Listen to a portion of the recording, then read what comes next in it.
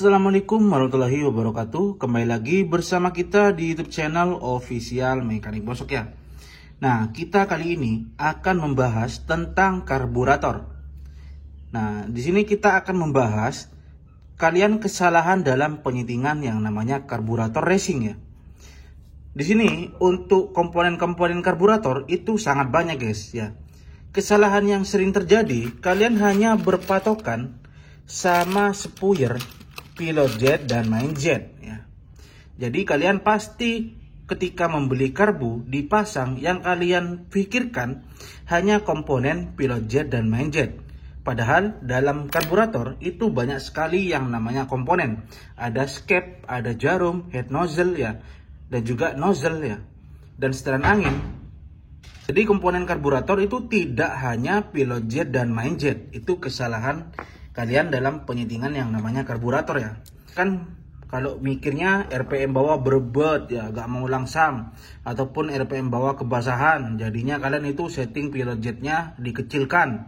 Kalau RPM bawah keborosan, nah kalau RPM atas kekeringan atau keborosan, kalian setting yang namanya main jet ya.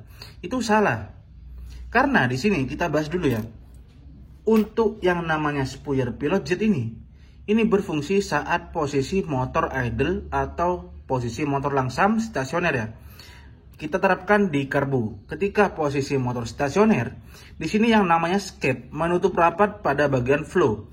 Jarum dan head nozzle itu tertutup rapat. Jarum ini pada bagian ujung ya.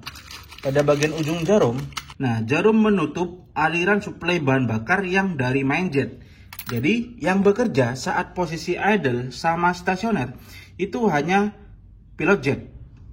Nah, sedangkan yang namanya jarum ya, jarum skep itu yang mengatur masuk banyak dan sedikitnya pasokan bahan bakar yang keluar dari tampungan bahan bakar. Main jarum skep itu sangat kompleks sekali. RPM bawah bisa, tengah bisa, atas bisa. Nah, kita bahas dulu tentang yang permasalahan sering terjadi, yaitu ketika menggunakan karbu racing, RPM bawah terasa berebet. Nah, di sini RPM bawah terasa berebet karena kalian menggunakan spuyer pilot jet yang terlalu besar. Jadi kenapa kok bisa berebet bang? Di sini kita contohkan. Saat posisi stasioner menggunakan pilot jet yang besar ya. Saat stasioner kan BBM itu keluar dari lubang yang namanya pilot jet saat posisi stasioner ya.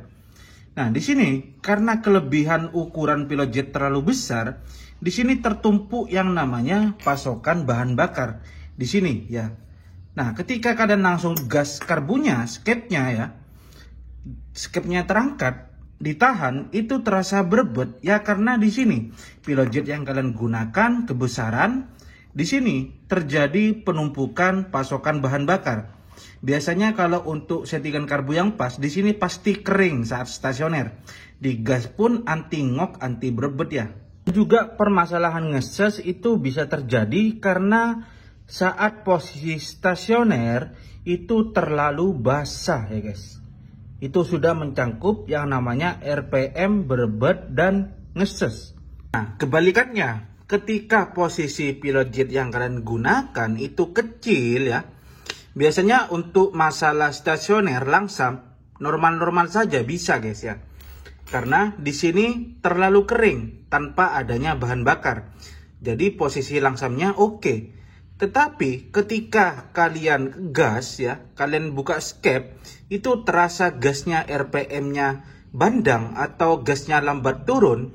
Dikarenakan pasokan bahan bakar di sini itu tidak teraliri yang namanya bahan bakar.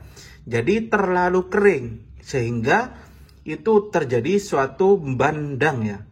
Itu masuk kategori bandang dan gas lambat turun. Kemudian masalah ngok juga masuk di sini karena pilot jet yang kalian gunakan itu terlalu kecil. Jadi suplai bahan bakar saat stasioner itu keluarnya sedikit. Nah, ketika kalian langsung gas ya, karena di sini pasokan bahan bakarnya sedikit menggunakan pilot jet yang kecil, akhirnya yang terjadi ngok. Ini kita bahas dulu untuk RPM bawah ya, karena ini video bakal panjang. Untuk masalah RPM atas dan kendala-kendalanya nanti kita bikin video part 2 ya.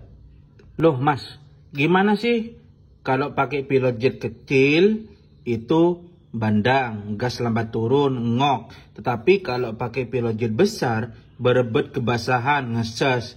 Terus kalau anti berebet anti ngok itu gimana mas caranya? Nah, seperti yang tadi di awal saya katakan ya, yang mengatur pasokan bahan bakar, mau di RPM bawah, tengah, atas, itu ada pada jarum.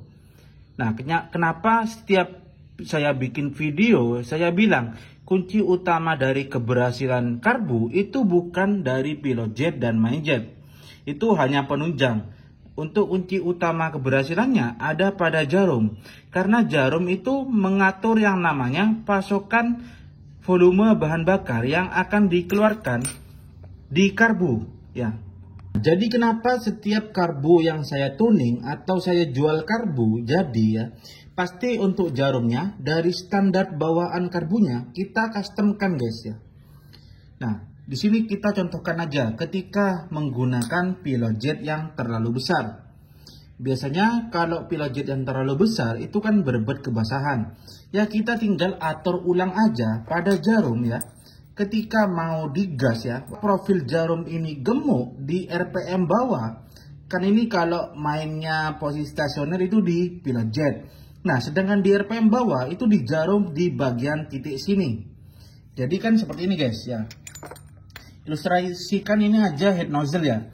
Nah, ini posisi escape masuk full seperti ini. Ini saat posisi stasioner.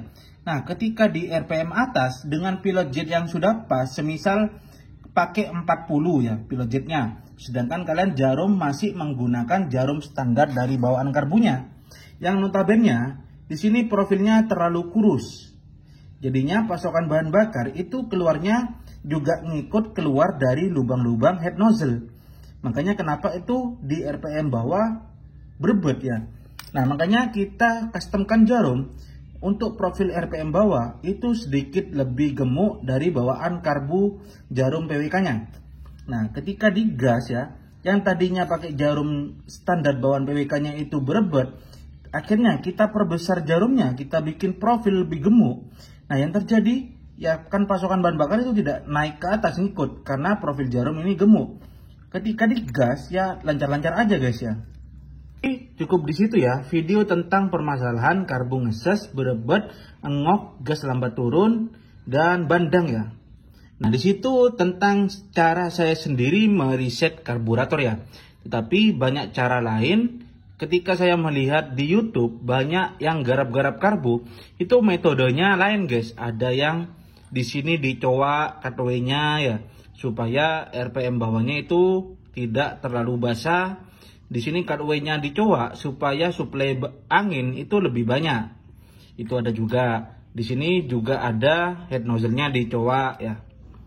Di sini juga ada yang pada bagian belakang sini dicowak ya. Itu saya tidak menerapkan itu karena untuk karbunya kalau dicowak-cowak sayang sekali. Apalagi karbu kayak BRT ini yang notabene harganya mahal ya guys. Kalau dirusak ya emang guys, mending ya saya menerapkan mengatur yang namanya jarum aja ya. Nah, kurang lebihnya mohon maaf. Nanti kita akan lanjut part 2. Assalamualaikum warahmatullahi wabarakatuh.